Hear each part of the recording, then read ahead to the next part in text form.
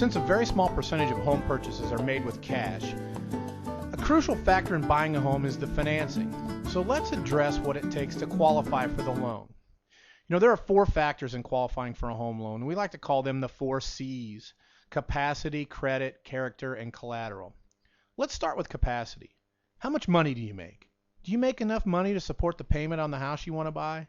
Traditionally, the lenders had a percentage of your income in mind when they calculated how much house payment you would qualify for. These were referred to as debt ratios, and there are two of them.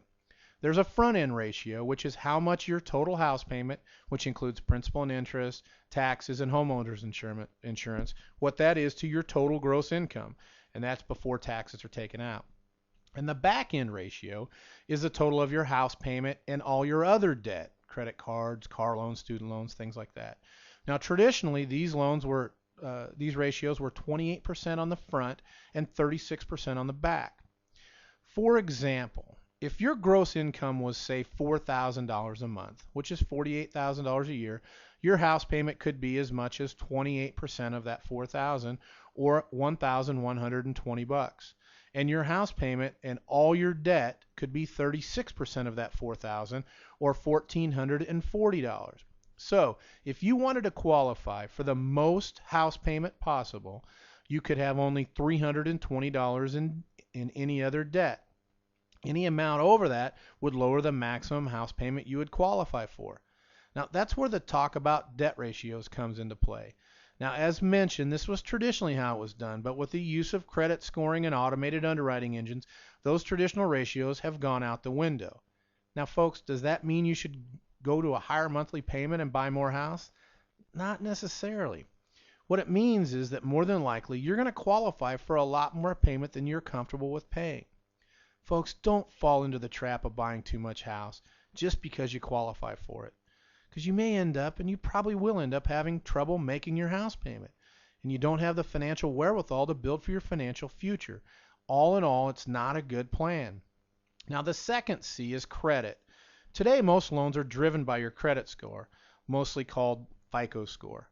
Now, not all programs are, but most are. So your credit score is paramount to having choices of the best loan programs out there.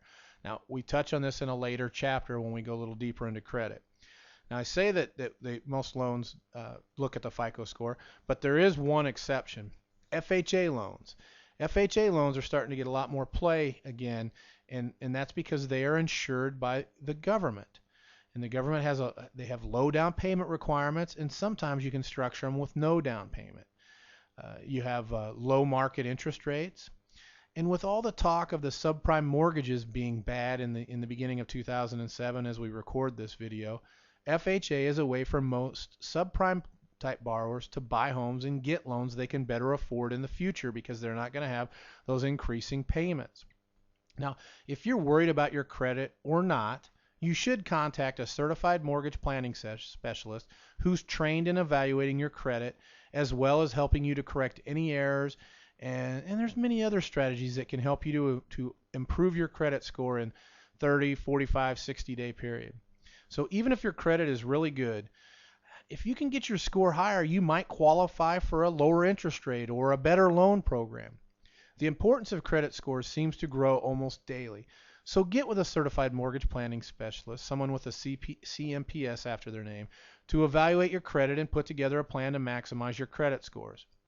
Now, the third C is character. This means you need to have a reliable source of income. Most of the time, lenders like to see at least 2 years in the same line of work, especially if you're self-employed or you're on commission. And in that case, they like to see it with 2 years on the same job. Not always, but most of the time. You don't have to necessarily be with the same company, but they do want to see the same line of work. And if you're hourly or salaried, that 2-year benchmark may be challenged.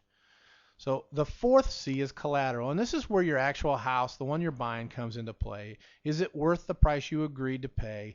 And that's determined by what's supposed to be an impartial third-party appraisal. Are there any problems with the house? Are there foundation problems, roof, or does it need any repairs? So the fourth C is collateral, and that's going to concern the house you're actually buying. Now, since making your payments is paramount to successfully buying a house, before you do anything else in this process, sit down and figure out what your monthly budget is right now and what you're comfortable with as a monthly housing cost. Now remember that with a house, your utilities are going to run a little higher, and so will your maintenance costs, because remember, you got to mow, water the yard, pay for fertilizer, landscape. You've got to pretty much do that about every year, mulch, that type of stuff. And for the outside of the house, and fixing things or upgrading things on the inside can add to your budget. So you want to make sure you make allowances for those things. Don't try to buy too much house so you don't have enough money, that you're paying too much on your house, so you don't have enough money to save for your future. Now, hopefully by now you realize that you're facing a new financial reality.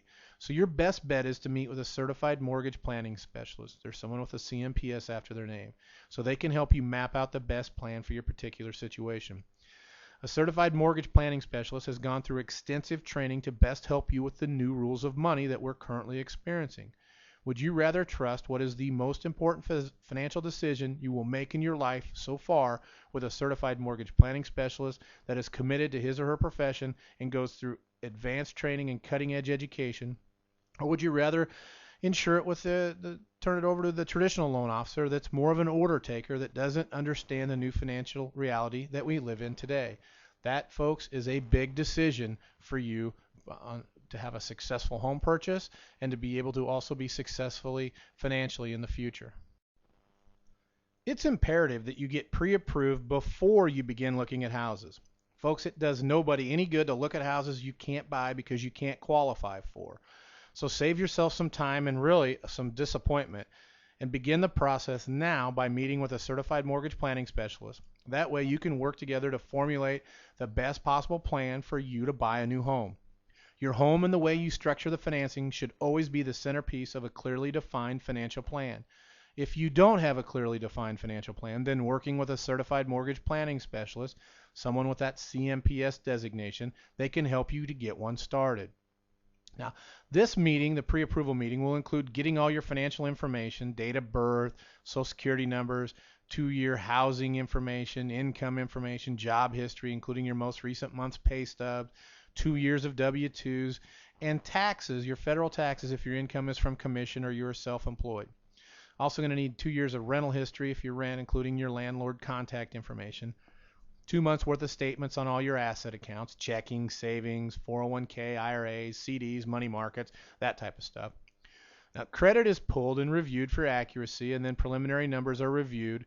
Then all of your information is put into the automated underwriting engine to see if you qualify. Now, once this is done, assuming all your documentation is there, then you would be pre-approved. This is what the real estate community wants, and as do potential sellers. This is more than just being pre-qualified, where you've given